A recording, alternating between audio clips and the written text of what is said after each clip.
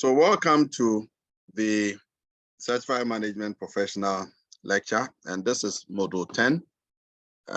Today we'll be looking at effective communication strategies.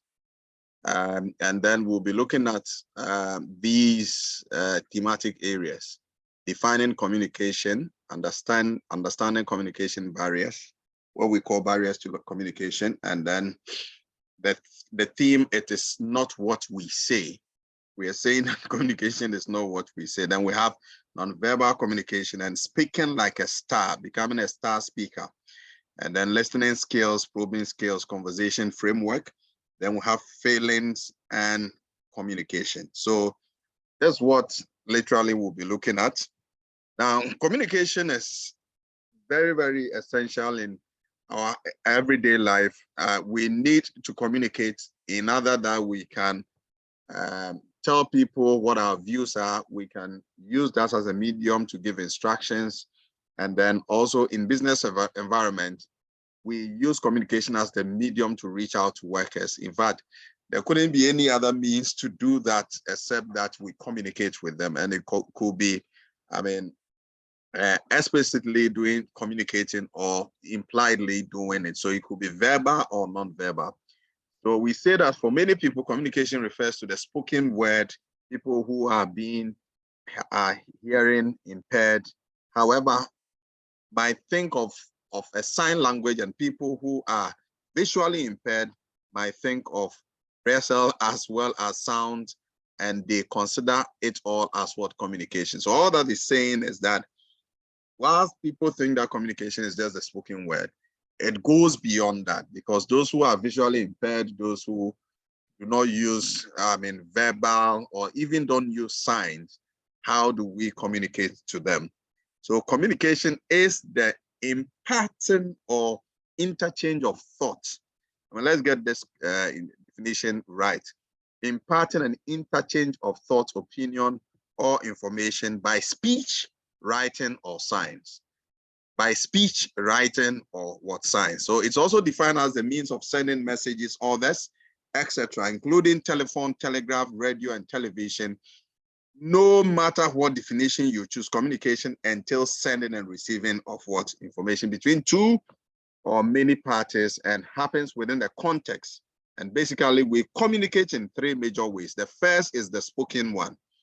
And there are two components to spoken communication: verbal, or what we are saying, and paraverbal, what means how we say it. Okay, what we say, or paraverbal, what means how we say it. Your tone, your speech, your pitch, and your volume. So for instance, if I entered into this class and I said that I say, good evening, how are you guys doing? Now you could hear from my pitch that I have some sort of excitement, okay, in my pitch. But if I come and I say, good evening, how are you guys? Somebody will say that the person doesn't look too cheerful today. Now, it is the pitch I used. If you're giving an instruction to someone and then your pitch is very high, we call that paraverbal tone. It could be the speed with which we even speak, and the volume of it is very, very important. And no, in our local parlance here, we are very careful when you are talking to an elderly person.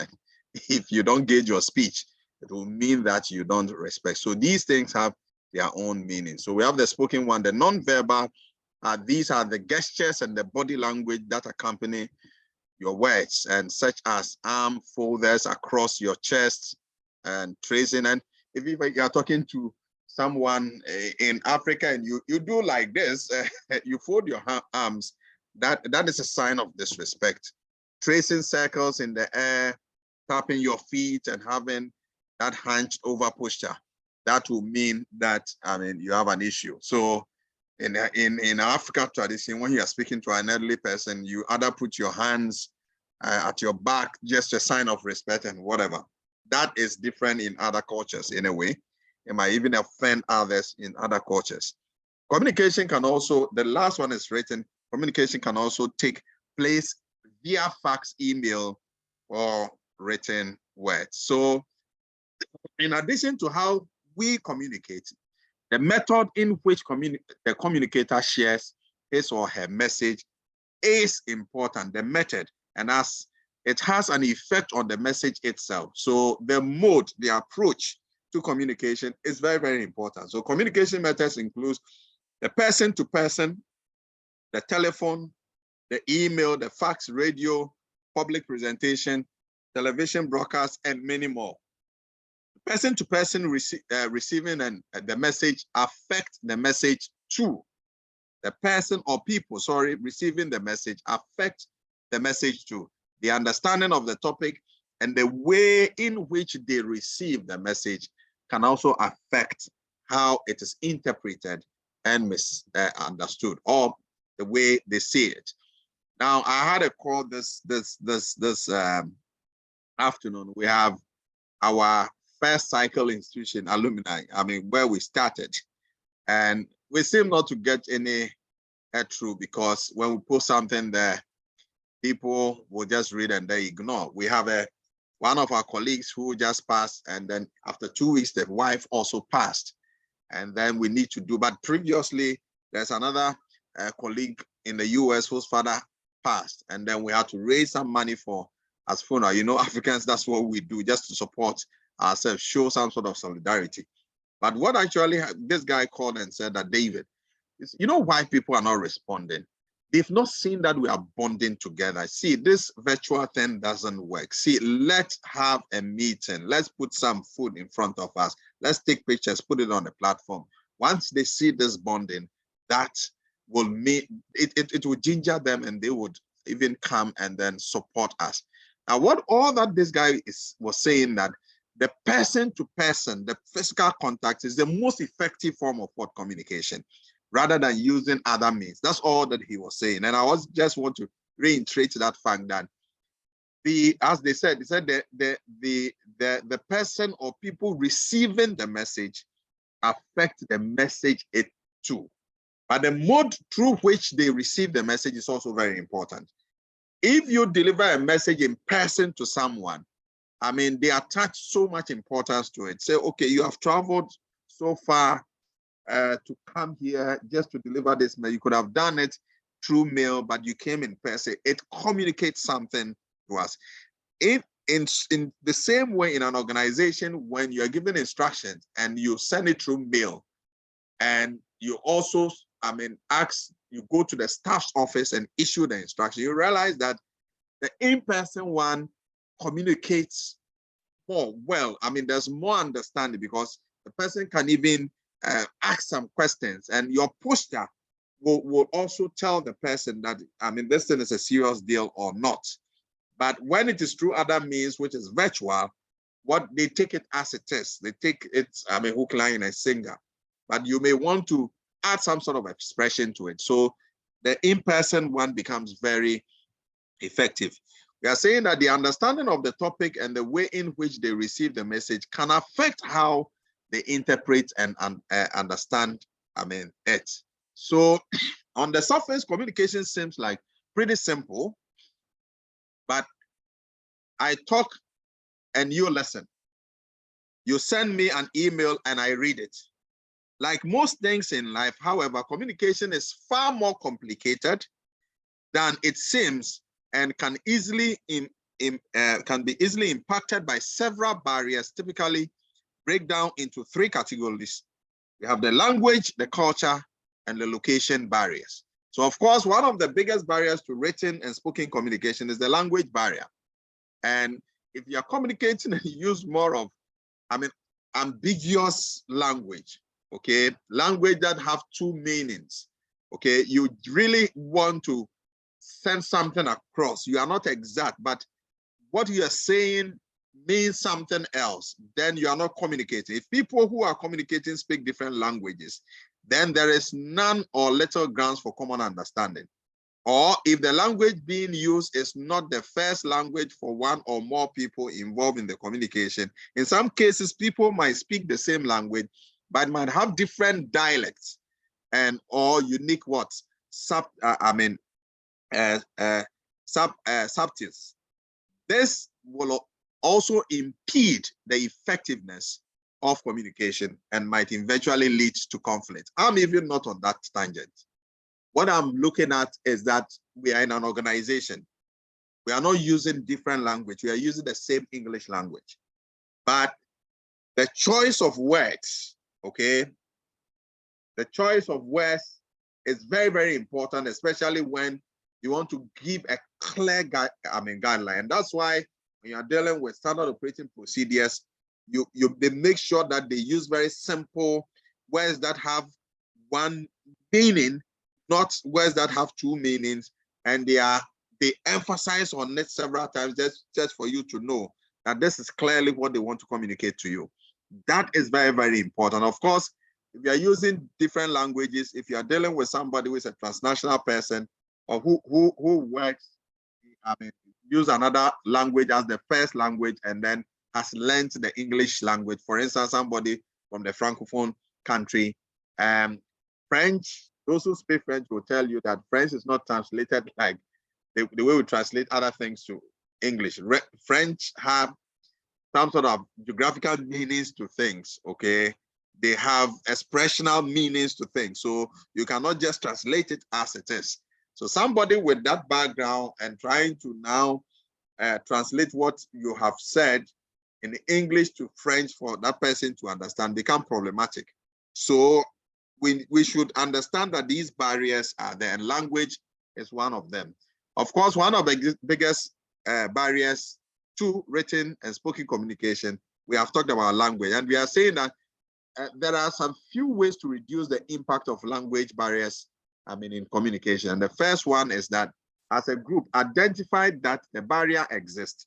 So if we are in a group, and this normally happens, I believe we have some students who are joining from other countries through Zoom, okay? We should be conscious of the fact that these people, they exist, and that it is important that we keep asking whether they understand what we have said, because if the English language is not their first language, then it becomes an issue. There might be some sort of different meanings to some of the things that we might say here. So accepting that these barriers, language barriers exist, is one of the things that we need to do to reduce the impact. Because if you don't accept that it exists, then that becomes a problem. And picture speaks 1,000 words and can communicate across languages. So pictures speaks 1,000 words. I think I had a discussion with a group. Yes, there was this business where they sent some Saudis to come and for us to show them something, some business. And these guys came, and then I was a consultant, so we met this just Friday. And we had a discussion, and the guys wanted a presentation. So I told them that I'm not interested in doing text presentations. What I did was that I played videos and showed pictures. And you realize that because you are using pictures and videos, and the guy wanted to see the site, and the site was there, he was just seeing it, people were there working, it communicated more to him. And immediately when he left, he said, see, I'm going to connect my CEO through Zoom. Later changed his mind. He said, let them come to Ghana because I've seen this thing myself. So I have told the story, vividly with the video, with the picture rather than text. I don't know whether I would have been able to speak that volumes, okay, as the picture, spoke. So that is very, very important. And then the third one is, if you are going to be communicating with this person on a long-term basis, try to find a common language, or you may also consider hiring a translator. Either you hire a translator or you find a common language that you can use to communicate. In fact, when you do these three things, you can help reduce the barriers in communication. And please take note of this. Is a likely area that a question can emerge. So there can also be times when people speak the same language, but are from different cultures. I've just highlighted where different words or gestures can mean different things. okay, can mean different things. Now, in Ghana, if you do this, please, can you see my hand? If you do this, okay, and especially if you're a guy and you do this, it means something. When you go to other countries and you do this, it's a sign to say that everything is well. In our culture, if you do this, it means that they are insulting your mother or your father, right? That's what it means. In Germany, the same sign, if you turn it down, that is an insult, right? It's an insult. It means also or something. It's an insult. So what we are saying is that if you are using, you could use the same language, but the manner, because of our cultures, the manner in which that language is communicated can be offensive or can be seen as a good language that you have used. Now, even colors. The red color is not a color that is entertained in the UAE. But of course, in our country, red color, the other tribes that like red and yellow. I don't want to mention their names. But red color is not, I'm using this to explain the language thing we are talking about. I know we'll come to those areas, but I just want you to appreciate the fact that these things, because of cultural issues, one language might mean something to other, okay? So for instance, somebody told me that there's a language we use here that means something different in other jurisdictions, okay? I heard recently that the word kwashiorkor has been put into the advanced learners dictionary or the world dictionary. I don't know whether it is true, but we were using that language, kwashiorkor. I believe that those who, we were communicating to probably did not know the meaning of that, right? So if I communicate to someone and I mention that, it might mean something else, even though there's one meaning for it, okay?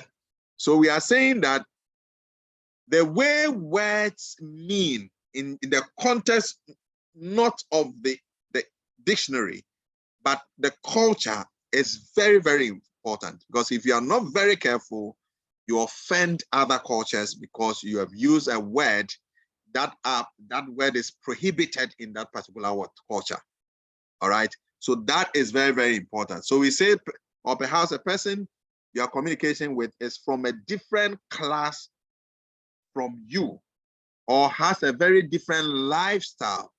That is also very important. And all of these things can hinder your ability to get the message, across effectively.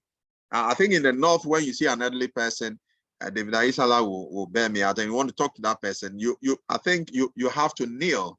Some people in Togo, when I went there to play this professional football, those times, I realized that the Togo customs, what they do is when you see an elderly, in fact, they sleep. When they see that, they throw themselves on the ground. When they see a big man, and the big man will say, just stand up. I have never seen that before. And I was just asking, said, it's a sign of respect. You really need to do. And the person do that thing, does that thing with that fear. You see that fear. When he is done, he said, this is our big man, eh? He's a very big man. And that is the culture. That is, whilst other cultures, when they meet with each other, they even greet. The people don't put their hands at their back. So we are saying that all of these things can hinder your ability to get the message through. Culture is one of the issues we need to look at. Then the last one barrier is the location, defined by time and place. These barriers often occur when people are in different time zones or different places. Ignoring the existence of location barrier can lead to missed deadlines or confusions on rooms or venues, reservation and all that. If you are scheduling a conference call with overseas teams, make it clear what the time zone and the meeting time is booked against. It does worth to spend few minutes at the first of any orientation or kickoff meeting to acknowledge that you have team members from different time zones and educate everyone on the time differences. With this little planning and awareness, location barriers can easily be, reduced. So that is today the world has become a global village, and we do meetings across countries. Sometimes you will have to wake up maybe at dawn. If you have a CEO who is from the UAE or from the US, we are 4 hours ahead of them. UAE is 4 hours ahead of us. So you are in the middle. So your boss is from the UAE. And when he set a time that is 4 p.m., then it means those who are in the US, you will have 4 hours before, and the US will have 8 hours before. Okay, and that's what the time is going to be. And sometimes some of these guys do not take these things into consideration, and it is worrying. People wake up early in the morning, maybe at dawn, 2 a.m., because of the time zones and where the meeting is being initiated, and that becomes an issue. So another thing to watch out for this rushed is rushed word communication. Another thing to watch out for is the rushed communication. Now, the pressure of time can cause either party to make assumptions and leaps of faith.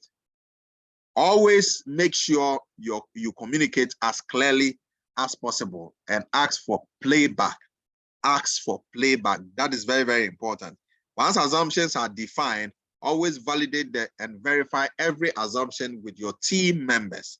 Communication has to be planned, hence, ensure your activity list includes specific tasks to schedule meetings, preparing agendas, meeting people, documenting reports, and presenting these reports on a timely manner so you avoid the last minute rush. All right.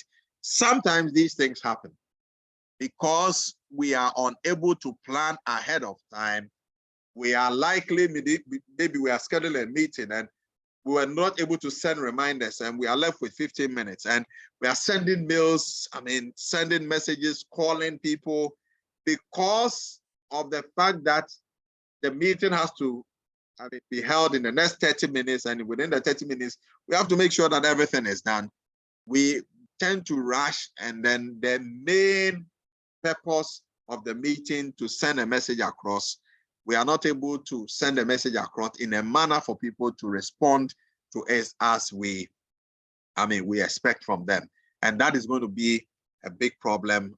For it normally generates into something else, which leads to other meetings because there was no clarity. So if you have to save yourself some time, you really need to do that. Then we are saying that it's not what you say, okay? It's not what you say. So have you ever heard the saying, it is not what you say, it is how you say it? Have you heard of it before? We've been saying it. It is not what you say, it is how you say it. So in other words, you may want to tell somebody that what he's doing is wrong, but how you put the message is very, very important, because you want to put a message across so that you communicate for the person to get that intended meaning. But how you communicate it is very, very important. Indeed, it is true. How you say your message is called paraverbal communication, okay, which is the message told through pitch, tone, and speed of words when we communicate. The message told through pitch, tone, and speed of words when we communicate. Pitch can be most simply defined as the key of your voice, the key of your voice. Some people have a high key, others have a low key. Others also have, I don't know, whether in the middle, okay? So the key of your voice, a high pitch is often interpreted as anxious and upset. We have talked about it. A low pitch sounds more serious and authoritative. People will pick up on the pitch of your voice and react it. As well, variation in the pitch of your voice is important to keep the other party interested. The variation, if you naturally speak in a very high pitch or low pitch voice, work on varying your pitch to encompass all the ranges of your vocal words, okay? Or your vocal cords. One easy way to do this is to relax your throat when speaking. Make sure to pay attention to your body when doing this, as you do not want to damage your vocal cords. So listen to this. Make sure to pay attention to your body when doing this, when going through the low and the high, as you do not want to damage your vocal cords. So the pitch of your voice is very, very important. And we say it is the key of your voice, and that's what we call the paraverbal. There are a number of times where we just want to pass a message across, but even our body language and the way our facial expressions looks like doesn't really help to communicate that message across. And you would hear that they said, boss came here. Oh, what did he say? He was angry. Oh, so what did boss say? He said the way he was angry. I didn't even hear what he said. In other words, your body posture was actually what you were communicating to the people, rather than the message itself. So as much as the message is important, how you carry the message along is also important. Most times, people don't hear us when we talk to them. Most times, they don't, because they look at our gestures, they look at our body, and they look at the pitch of our voice. They want to find out whether the guy is angry, giving the directives. And they are interested in understanding the anger rather than the message. Okay, so that becomes a problem. Another time the boss comes and then he also issues instructions. And this time he was jovial and all that. People had to say, oh, the boss came or he issued instructions, but the boss is very happy. What did he say? I didn't even, let me ask. But the guy was there. So either way, how do we pitch the key in order that we're able to vary our tone, to be able to arrest attention? That is very, very important. So that the combination of various pitches to influence an audience is very effective if managed carefully. And many leaders emphasize the I with louder pitch once they want to get an audience attention to achievements, and they wanted to clearly state these achievements to them and only them. This is why you would see them say loud and clear, and with emphasis to deliver a positive, authoritative tone. So the pace at which you speak also has tremendous effect on your communication ability. The pace, okay, the speed, or if you are speaking very fast or you are speaking very slowly, that will also determine whether your message will be taken serious or not. From a practical perspective, someone who speaks quickly is harder to understand than someone who speaks at a moderate pace. Conversely, someone who speaks very slowly will probably lose their audience interest because they get very, they get very far. A hurried pace can make the listener feel anxious and rushed, whereas a slow pace can make the listener feel as though your message is not important. So a moderate pace will seem natural and will help the listener focus on your message. So it will seem natural. So in all this, how you say it, the pitch you say it, or whether it is high key or low key, you need to get into some sort of level I call the optimized level, so that you address the limitation of the speed with which you are speaking, and then how slow you are speaking as well, so people can take you serious. One easy way to check your pitch, tone, and speed is to record yourself speaking. I don't know whether you've done this before. Now, I took some time to listen to some of the videos I recorded, and I realized that at the point in time, there were some of the videos that, because I have a timer and I wanted to do it within a certain time, I had to move very fast, right? And there were other ones also. I think I'm not a slow speaker. I'm a fast speaker.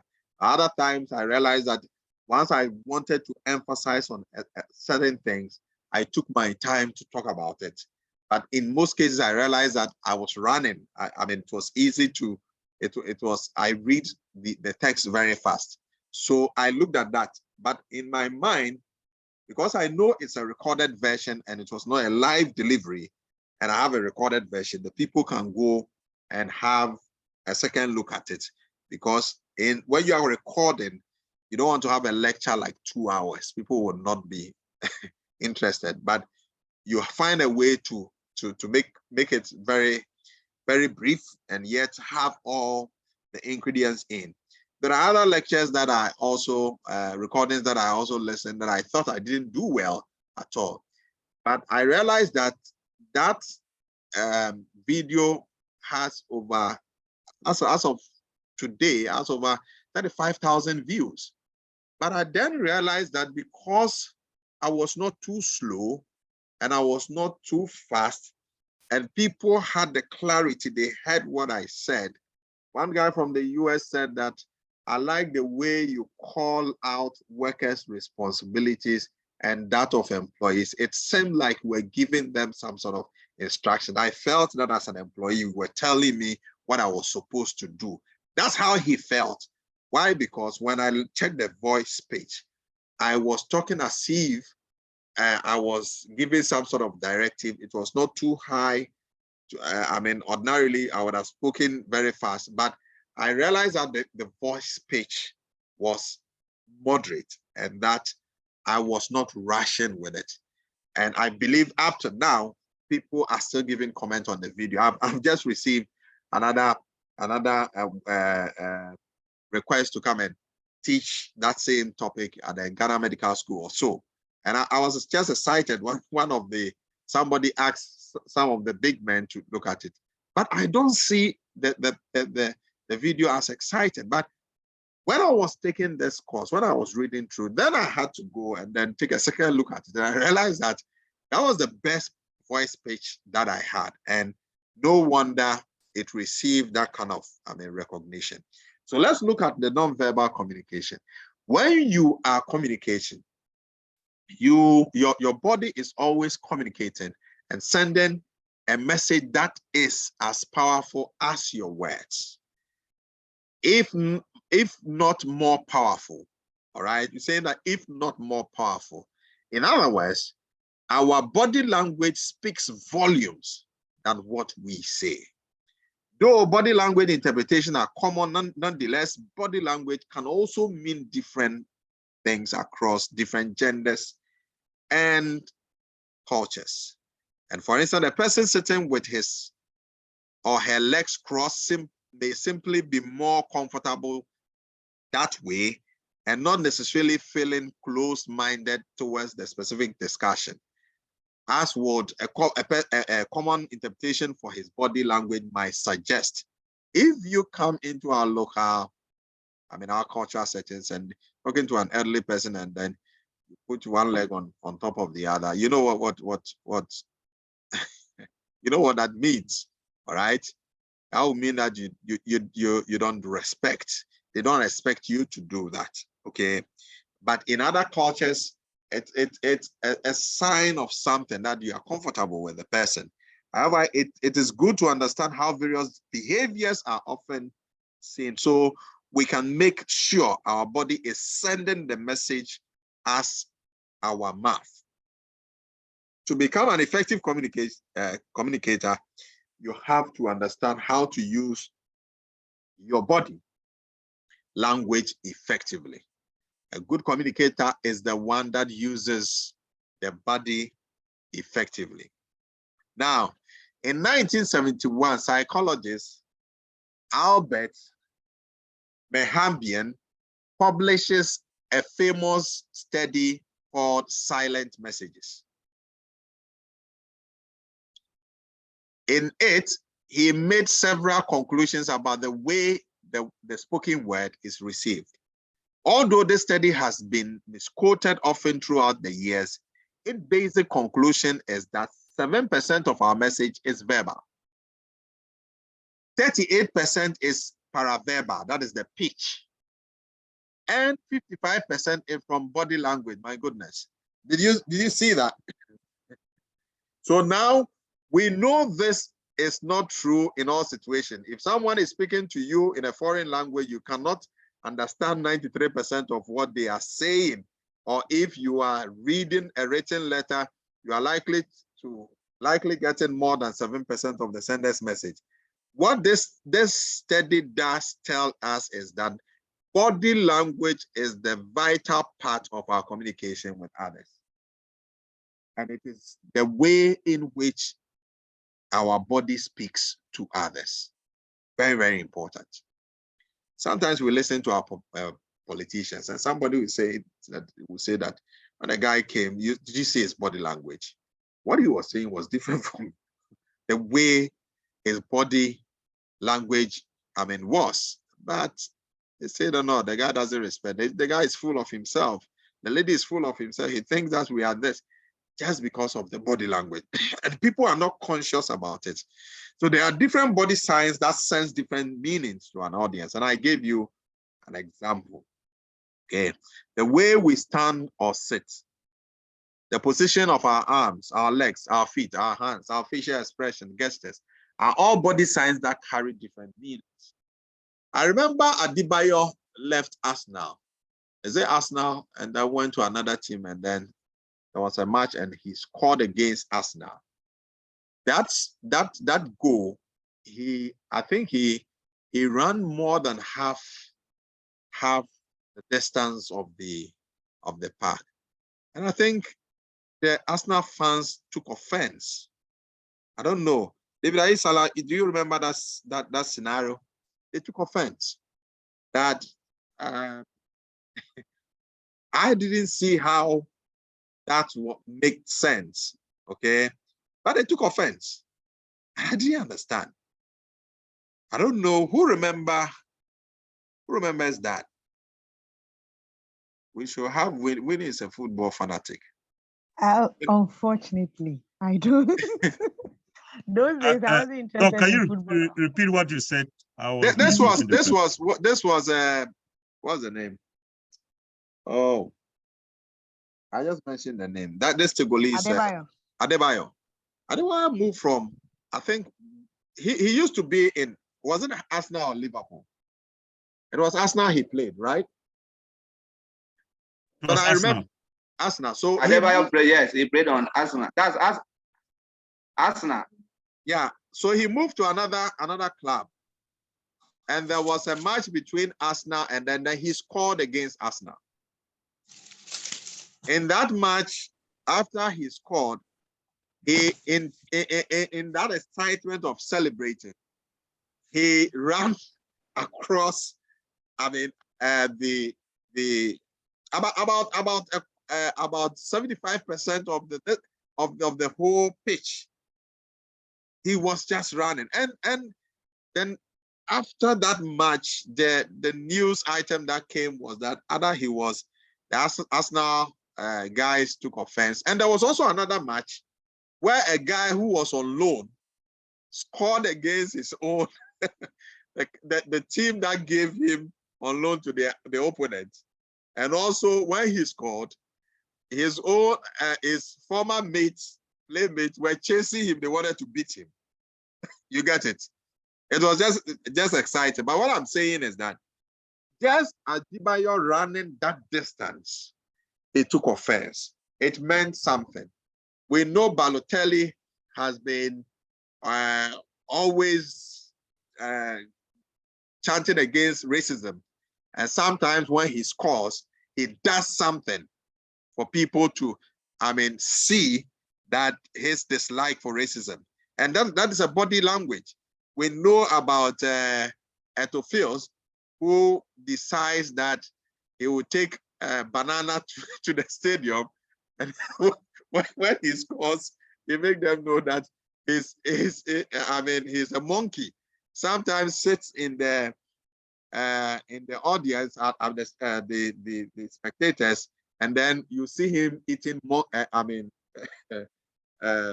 eating banana. Sometimes on his jeep, nice car, and eating banana. So he did this to just send a sign to the people that they are calling him, a monkey. So there's a monkey who is probably riding this Porsche car and all that.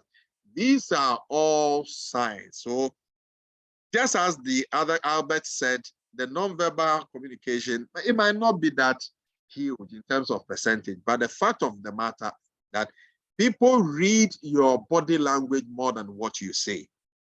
And it's important that you take a cue from that. So common interpretation for body language. Certain hunch over typically indicates stress or discomfort. Leaning back with standing or sitting indicates casual and relaxed demeanor. Please, this one, we are using it for a specific exams within a certain cultural setting.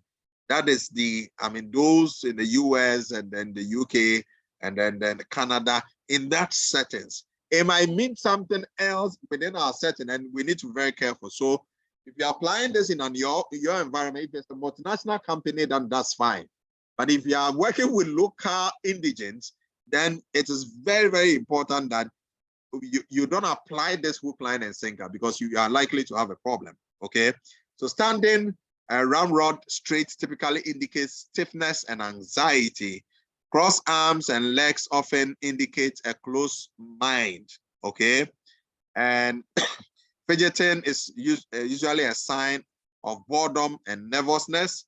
Smile and frown speaks a million words. A raised eyebrow can mean inquisitiveness, curiosity, or disbelief. In our local, in our culture, a raised eyebrow shows disrespect. Okay, that's what it means. And chewing one's lips can indicate thinking, or it can be a sign of boredom, anxiety, or nervousness. So these things, please take note of these things. You might see them somewhere, probably in your exams. So take note of this. So as effective communicator, you have to interpret body language and gestures carefully. A gesture is a non-verbal message that is made with a specific part of your body. Gestures differ greatly from region to region and from culture to culture. While nodding head gesture is considered a passive acknowledgement in one culture, it means the opposite in another, culture. As effective communicator, you have to be carefully sensitive when it comes to interpreting gestures. If you have an Indian friend, I have a lot of them. Always when they talk, they do like this. So nahin, nahin. Once they are doing like this, it doesn't mean that he's saying that no. Because once he's doing that, it means he's agreeing to what you are saying. And from their childhood, when they talk, it's like this. It's always like this. I don't know whether you've dealt with them, but I have a lot of them. But when the first time I went to India, and when they're saying I'm telling them something and they do this, my understanding was that they didn't agree. But I realized that they do otherwise. Once I thought that they didn't agree, instead they agreed. For instance, for food, I tell them, he says that I'll give you this. I say, oh, I don't want this. Then the person begins to shake the head. So I thought that, okay, he agrees that I don't want it. But that's what he's going to serve you with. So now what I decided to do is that I was no more interested in talking to them. So whatever I want, I pick it and show it to them, because it was easier to do that. And anytime, okay, yes, yes, yes, yes, yes, yes, yes, yes, but it means something else. So it's very important that you look at the culture, because that's their culture and that's how they do things. Others have different interpretations. So common gestures interpretation in North America. So look at this. The gesture nodding head, interpretation is yes. Gestures thumb up, interpretation, disagreement, not okay. It means that thumbs down, this one. Disagreement, not okay. Shaking head means no. Pointing index fingers, fingers, interpretation, indicating blaming. Okay? Moving head from one side to the other, maybe. So this is maybe. Whilst in India, this means yes. Okay?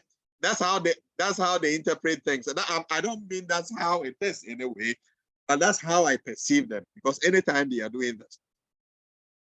Handshake, welcome, introduction. Gesture, shrugging shoulders. Not sure, like doing like this. Not sure, I don't know. Flap of the hand. Does not matter. Go ahead. Okay? Like you are doing this. Okay? It doesn't matter. Cross arms, defensive. Waving hand, hello. Okay? Waving hand, hello. Tapping hands or fingers, bored, anxious, nervous. Waving both hands overhead, help, attention, like this. Help, attention. Okay?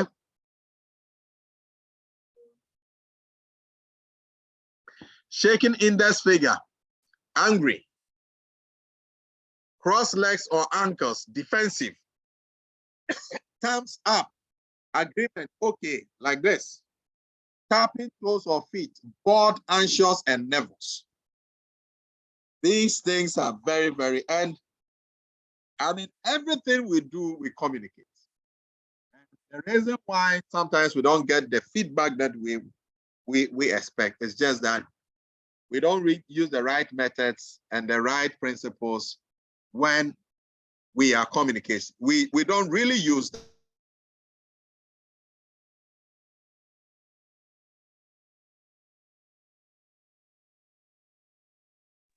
Okay, so speaking like a star. Now I want to look at how we can speak like a star. While talking to an audience, you have to ensure the messages are clear, complete, correct, and concise with the STAR communication model. STAR model refers to situation, task, action, and result. Situation, task, action, and result. So first state what the situation is. Try to ask this no longer than one sentence. If you are having trouble, ask yourself where, who, and when. This will provide a base for the message so it can be clear and concise. Now, let me take this once more. It says STAR refers to situation, task, action, and results. First, state what the situation is. Try to ask this no longer than one sentence. If you are having trouble, ask yourself where, who, and when. This will provide the base for the message so that you can be clear and concise. Next, briefly state what your task is. That is the second one. Your task is. Again, this should be no longer than one sentence. Use the question, what? What? What do I want to communicate? To frame your sentence and add the why, if appropriate. Now state what you did to resolve the problem in one sentence. What you did, that is the action. Use the question how to frame this part of the statement. The action part will provide a solid description and state the precise actions that will resolve any issues. And finally, state what the result was. This will often use a combination of the 6 W's question type: what, who, when, where, why, and then how. It's 6 W's and 1 what H, okay? So, and how. Again, the precise short description of the result that come about from your previous steps will finish on a strong, definite what? Note. So let's note that star is just a model, not just speaking like a star. A star means that you would have to look at the situation, you have to look at the task, what you are about to communicate, and then the actions that you took. In other words, the mode that you communicated and what the results were. In other words, we are talking about the feedback that you got. So the situation. On Tuesday, I was in the director's meeting at the main plant. That is the situation. Task. I was asked to present last year's sales figure to the group. Action. I pulled out my laptop, fired up the PowerPoint, and presented my slide. Result. Everyone was wowed by the prep work and by our great figures. This is serious. Do you get it? So you can use this model and it can help. This is effective versus efficient management. All right. So far we have discussed all the components of sending a message effectively using non-verbal, paraverbal, and verbal means. It is quite crucial to effectively receive messages in a cycle of communication. But for the most of us, our body does the hearing by interpreting sounds that we hear into words. Listening, however, is far more difficult. Listening is the process of looking at the words and the other factors around the words, such as our non-verbal communication, and then interpreting the entire message. So to become a better listener, you have to make serious effort to improve your listening skills. Listening is also a skill. There are a number of us, what we do is when people are talking, we want them to finish so that we make our point without listening. So no matter how many times the point is made to correct us, we will still not get it because the mind is tuned to just listen, give talk. So when you are talking, they want to even interject because they'll tell you what you're saying. I know what you want to say. I met a policeman stopped me and then he was talking about my tinted glass and I asked him that I just renewed my roadworthy and the officers evaluated and didn't say anything. Then I said, now listen, say, I know what you're going to say. No, relax. I know what you're going to say. That's what you all do. The guy has concluded. He said he knows what I have in my mind. People have that kind of, and they want to be heard and they are not willing to accept what people say. So the listening skill is not there. If you have a listening skill, you may end up resolving a lot of, if you listen to people, a lot of issues, work-related issues, without even struggling, if you listen carefully. So I have cultivated the habit of taking time to listen. Sometimes if you listen to people, attentively, you might know where they are coming from. Sometimes people don't say anything. They talk, but they don't make any point if you listen to them carefully. Those of us who don't listen, when the people begin to talk, you say that, Charlie, the guy speaks good English, but the guy has not said anything. In fact, what he said is empty, okay? Because we don't want to listen. When you are listening, you have to literally listen. We are saying that literally listen. Do not talk on the phone, text message, clean off your decks, or do anything else. This also requires that you avoid interruption. If you think of something that needs to be done, make a mental or written note of it and forget about it until the conversation is over. Also, when you do talk, make sure it is related to what the other person is saying. Ask questions to clarify, expand, and probe for more information. While listening, you are not sure of, if you are not sure of what the other party wants, just ask. Have you ever wondered where you are talking to someone and somebody is talking to you? He made a point the first time. He said, can you clarify the second time? Then you also say, can you clarify? And then the third time, say, oh, okay. Most times we are not listening. most times we are forming our own imagination. But until the person repeats, it sometimes also the person is not too clear. But most times we do not want to listen. Another important element of effective listening is the physical environment. Try to reduce noise and distractions. If possible, be seated comfortably. And that's why when we are doing this Zoom meeting, sometimes some of you are having 2 or 3 meetings going on, and they will say that, okay, I'm paying attention. This one is on. I'm doing multitasking. But you will end up missing a very important, maybe message, maybe a slide or something. That could even change everything. So most of us have a lot of noise at our background. Even when we put our audio on, it becomes an issue. So that's why we have to keep it off, because the environment is very disturbing. If possible, be seated comfortably, be close enough to the person so that you can hear them, but not too close to make them uncomfortable. Finally, if it's a conversation where you are required to take notes, try to not to let the note taking disturb the flow of the conversation. Instead, use sound recorders so you can transcribe the notes later. If you need a moment to catch up, choose an appropriate moment to ask for the break. Okay, so there's another element of listening, which is active listening. Active listening goes above and beyond effective listening by truly understanding the meaning and background of what is being said. The meaning and the background. An active listener, you have to identify where the other person is coming from. The concept is also called the frame of what? Reference. The frame of reference. For example, your reaction to a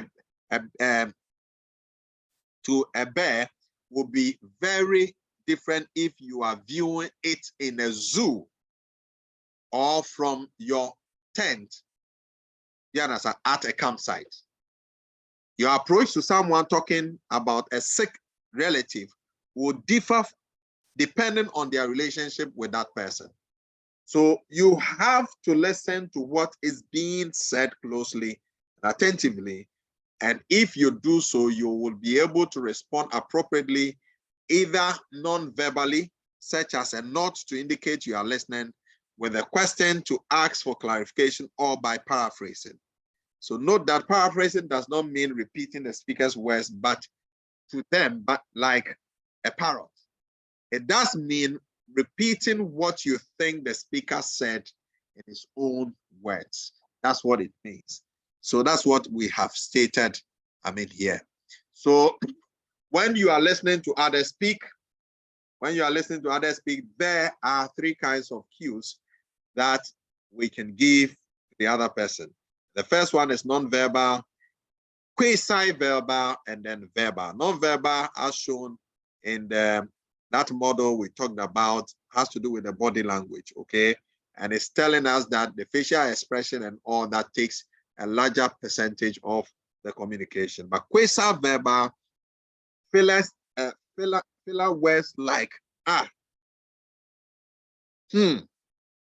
show the speaker that you are awake and interested in the conversation. So there's a conversation, we're saying something. Normally this happens in most of the churches, and Winnie will bear and Felicia will bear me out. Some of these things, Priscilla will bear me out. A pastor is preaching and gets somewhere, say, we've been showing that, okay? It's a sign that you are being attentive and all that. A verbal asking open question using 6 roots discussed earlier. That's a who, what, where, when, why, how.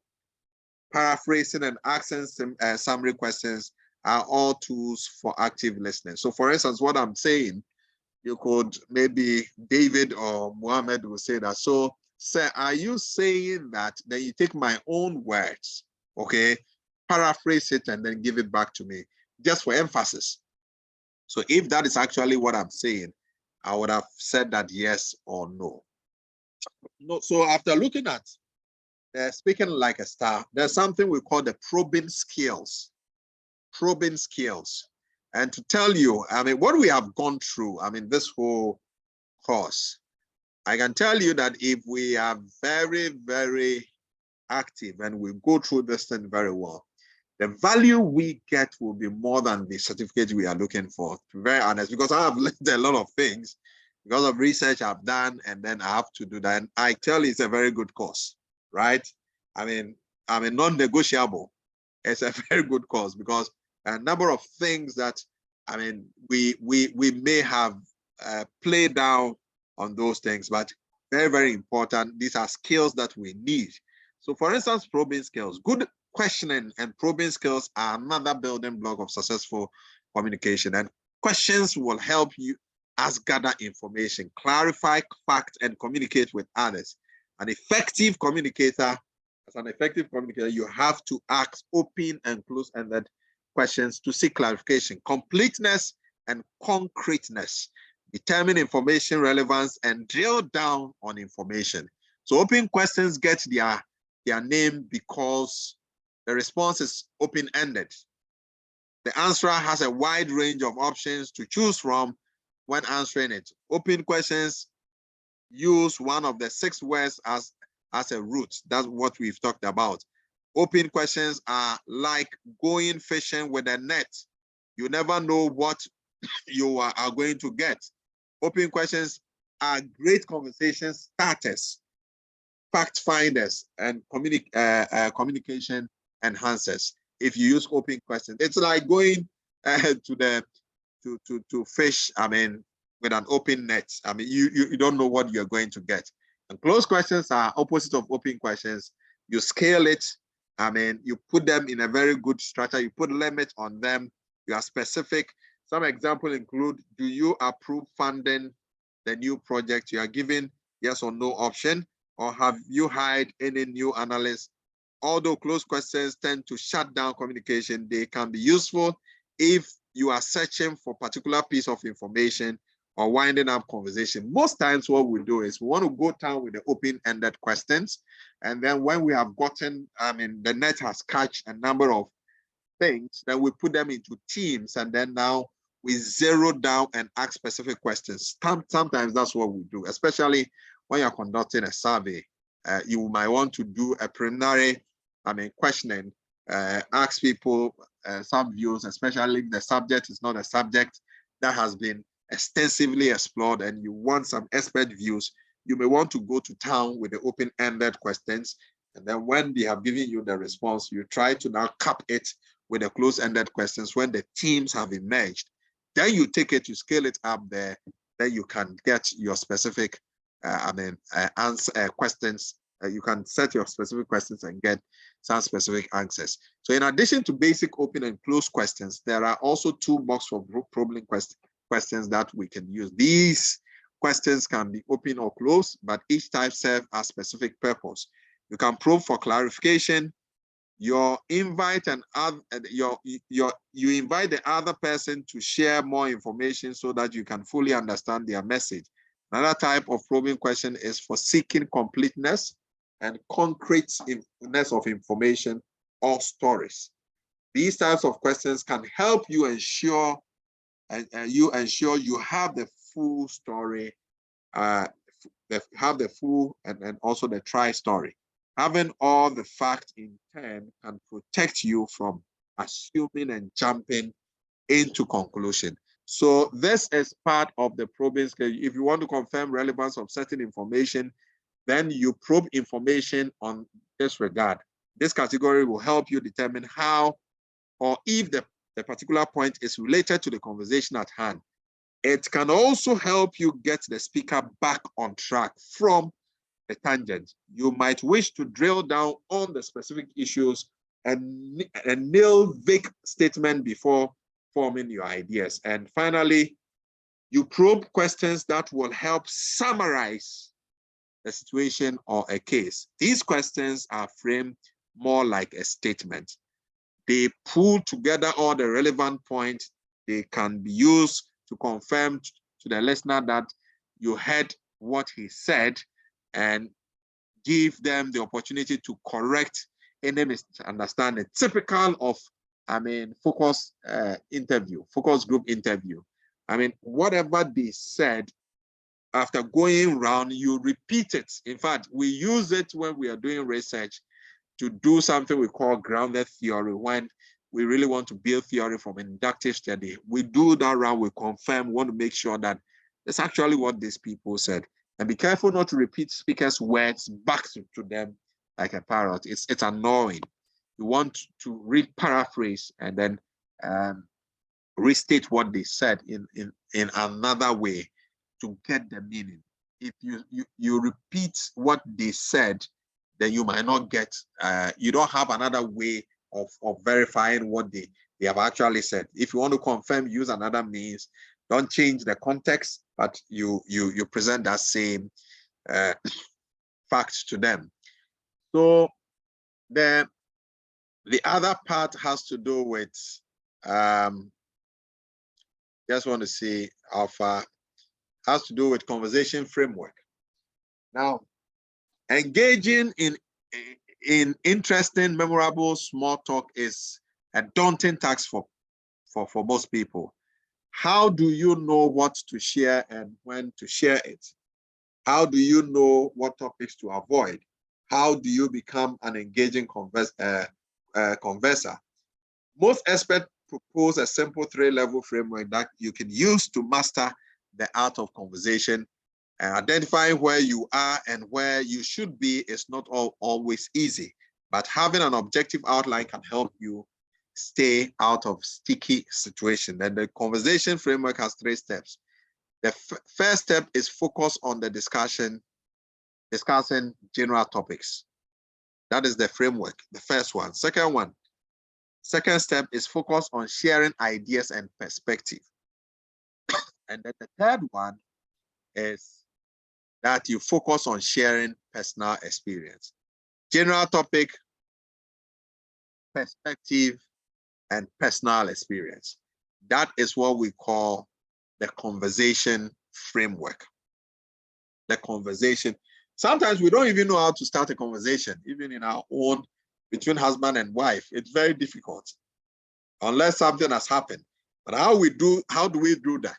In an organization, we are told that we can take any general topic. Okay, so any general topic that is related to the work we are doing, we can now share our perspective and share our personal experience. So discussing general topic, for instance, at the most basic level, you have to stick to general topics, the weather, sports, non-conversational world events, movies, and books. This is typically what people refer to when they say small talk. At this stage, you will focus on facts rather than feelings, ideas, and perspective. Death, religion, and politics are absolute no-nos. Did you hear that? Death, religion, and politics are absolute no-nos. The exception is when you know someone has had illness or death in the family and wish to express condolence. That's it. And in this situation, keep your condolence sincere, brief, and on the point. If someone shares a fact that you feel it's not true, try to refrain from pointing out the discrepancy. Refrain from that. It doesn't, it wouldn't help. If you are asked the fact, it is okay, simply say it. I was not aware of that. Or make some other neutral comment. Right now, you are simply getting to know the other party. Keep an eye out for common grounds while you are communicating, and use open-ended questions and listening skill to get as much out of the conversation as possible. In other words, you are only saying we shouldn't veer into areas that are non-productive, that doesn't relate to what we are doing, that doesn't engender some sort of unity. We should get out of religion. It's supposed to bring us together. Unfortunately, it is something that, tend to divide us instead, because then if the Islamic guy starts talking, the Christian guys will also start talking, and then the other, I say Christians, the other denominations will also come in, and they have their own perspective and all that. It's supposed to unite us, but it's rather being a tool to divide us. So in the organizational setting, as you see, they say, no. When it's death, we don't talk about. When it's illness, unless otherwise we want to show some sort of sympathy or empathy, okay? If the first level, the second step is that sharing ideas and perspective.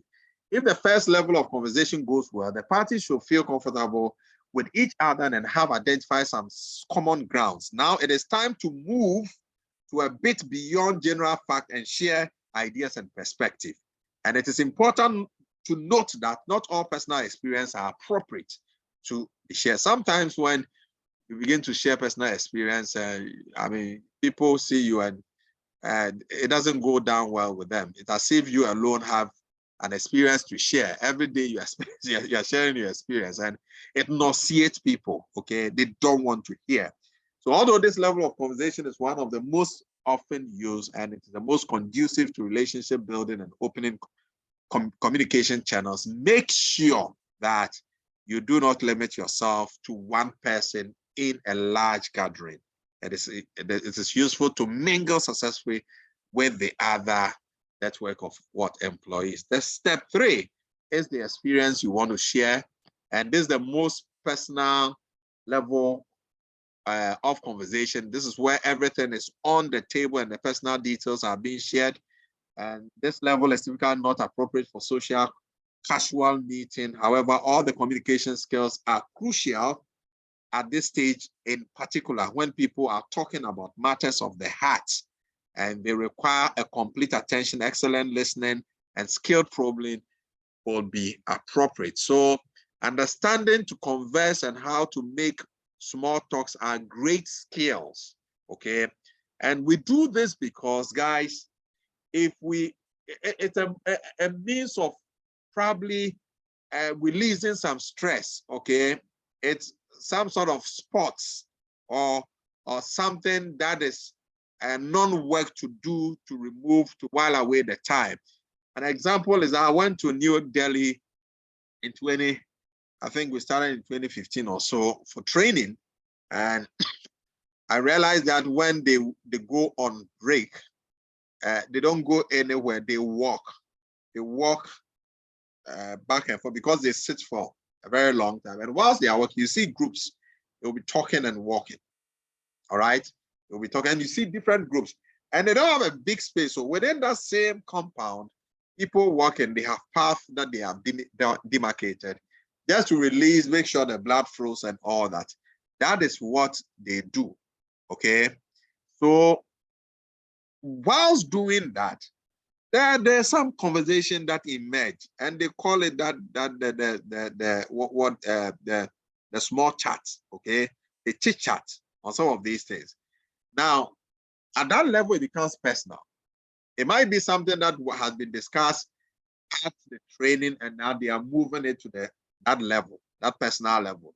That one, there's that openness, there's that freeness, and we are saying that the answer. Understanding how to converse and how to make small talk are great skills, but how do you get to the point? The answer is simple, but far from easy.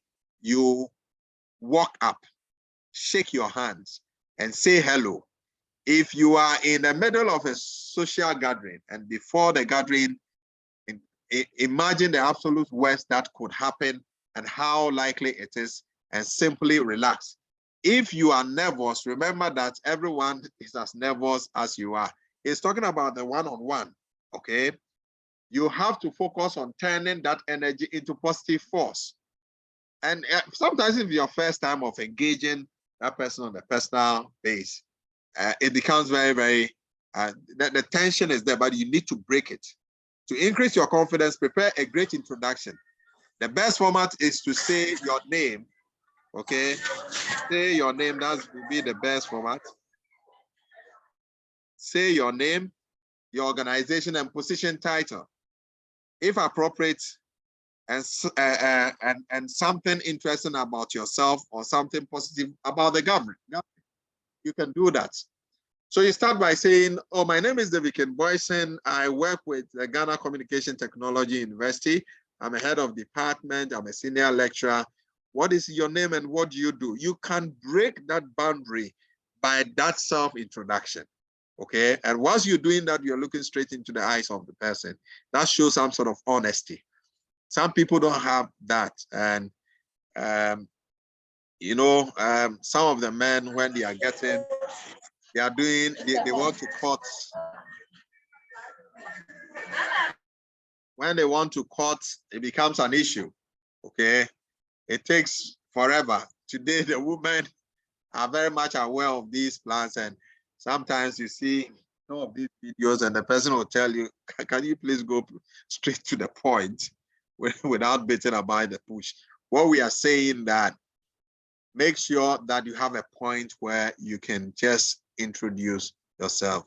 So whenever you are communicating with someone, whether it's a basic conversation, a problem solving section, or a team meeting, try to find ways in which you are alike, ways that you are alike. In the meeting, maybe there was a point that was raised, and then you said you agreed, and then Lily said she disagreed, or the guy said he disagreed.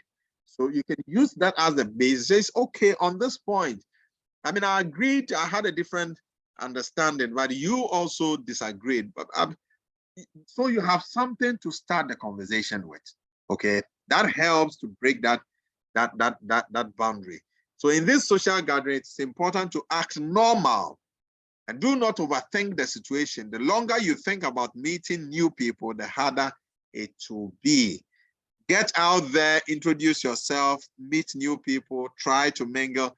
Yes, last week I made Josephine meet this team and shared with you the experience she had in Washington when she presented the paper. Now, we made Josephine print 200 complimentary cards. What it meant was that her target was to get about 150 people that she's going to talk to, and that was networking. It was not easy, but she was able to pull through something. Not even 150, maybe 130 or so, but she was able to. It's not easy to talk to 130 people within a week, okay? But she was able to do that, especially people who are at the conference and they are within their space, you don't know. And so I told her, you go and then you mention your name. This is Josephine from which university from the South Africa, and I'm studying something in data science, specifically in intrusion detection, and I'm here to present a paper on blockchain. While she did that, people were then excited. Okay, so you're doing something on intrusion detection. Okay, you're a telecom engineer. So that sparked some sort of discussion. People were telling others that lady is a telecom engineer and doing something on intrusion detection. She's the one presenting something on the port. So you break that grounds and you are able to get in there. Okay, feelings and communication. For many people, like life is like a snowball. On a particular good day, everything may go your way and make you feel like you are on top of the world. Sometimes like that. But on a bad day, unfortunate event can likewise snowball, increasing their negative effect exponentially. Successful communicators are excellent at identifying precipitating factors and adjusting their approach before the communication starts or during it. Understanding the power of precipitating factors can also help you depersonalize negative comment. This does not mean that someone having a bad day gets dumped on everyone around. It does mean, however, that the person being dumped on can take it less personally and help the other person work through their problems. Okay, so the feelings we have, our emotions, sometimes things are not, you get to the office, I don't know, but sometimes you are down, you don't know what is happening. You wake up and you try to spark, you call powers and chant and everything, and still you are down. You get to the office and you need some lifters, some people to lift you. So anyone who sees you and then doesn't greet you on good grounds, you have a problem. And we are saying that you being conscious that these things happen, when you are on low, you try to help yourself by lifting up some other person who is also at that low gauge up. okay, you are able to do that. Okay, that's very, very important. I remember that a story was told of a doctor who was, somebody had an accident, the doctor had to come in to, as it were, operate that person, which was urgent. And the doctor actually was told that the son had had an accident, and that was the reason why the doctor delayed. And so when the doctor came, the patients whose family were around, who saw the doctor entering, started insulting the doctor, and he said so many things to the doctor. But the doctor kept the calm and then tried to save that life. And when the doctor came out, the doctor had a call that the son had passed. And these guys were still saying that doctors, they are this, they are that, they are that. And then the doctor was calm. So when the doctor then said he want to meet the family, so this doctor said that, okay, I'm sorry. My son had an accident and I just received a call that my son has passed. But I thank God that I'm able to save your family member, and I wish you well. And I can tell you, these guys broke into tears. The doctor was low, but at his lowest point was able to lift others up. And it takes a lot of emotional intelligence to be able to manage situations and like this. So finding common ties can be powerful communication too. Think of those times when stranger turns out not to be a stranger, that the person next to you on the train grew in the same town and you did, and that the co-worker you never really liked enjoys woodworking as much as you do. Whenever you are communicating with someone, whether it is a basic conversation, a problem-solving session, or a team meeting, try to find ways in which you are alike. That is very important. Try to find ways which focusing on the positive connection will help you build stronger relationship and better communication. So that's what I do. When I come to class, I think I did it with you guys. I took your profile and all that. What I was trying to do was to see how I can connect to you at any point in time. So that at any point in time, I bring examples that relate to your area of expertise. And also to look at, sometimes you go, I mean, when I'm handling this master's and PhD, we go to the level of even finding out their best food, and then also finding out, as it were, which team they support. I'm a Chelsea fan, so I connect with the Chelsea fan. And there's the Liverpool.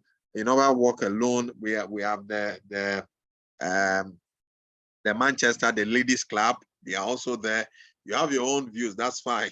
That's my view. But because we have these things and we tease ourselves, when we come to the class, no matter how heated debate is, we are able to hide under these sporting activities to reconnect ourselves. Okay, because when we get into those areas, then it's easy to identify. There are no boundaries. We can tease ourselves and all that.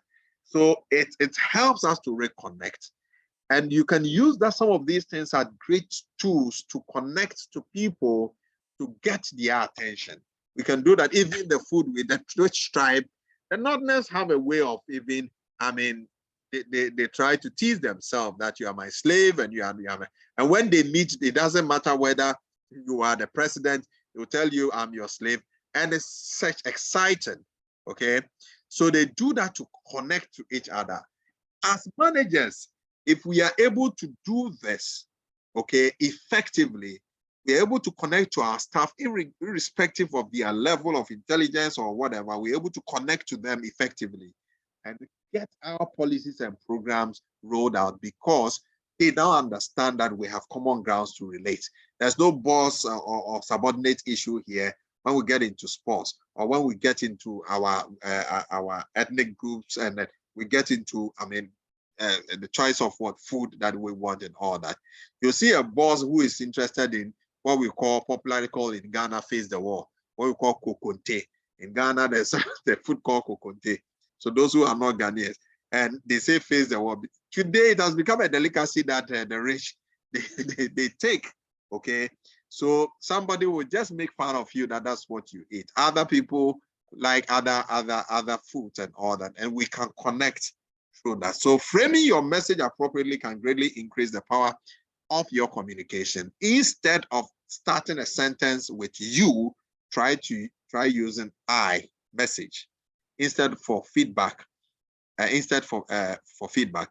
This format places the responsibility with the speaker, makes a clear statement, and offers constructive feedback. Be careful not to start a sentence with some form of when you. This tends to create feelings of blame and injustice. Okay, so avoid that, right? So framing your message can greatly increase the power of your conversation. Take note of that. So I want to thank you for your time, and we'll move straightly to the next section. I would want your feedback on that. So thank you so much for your time.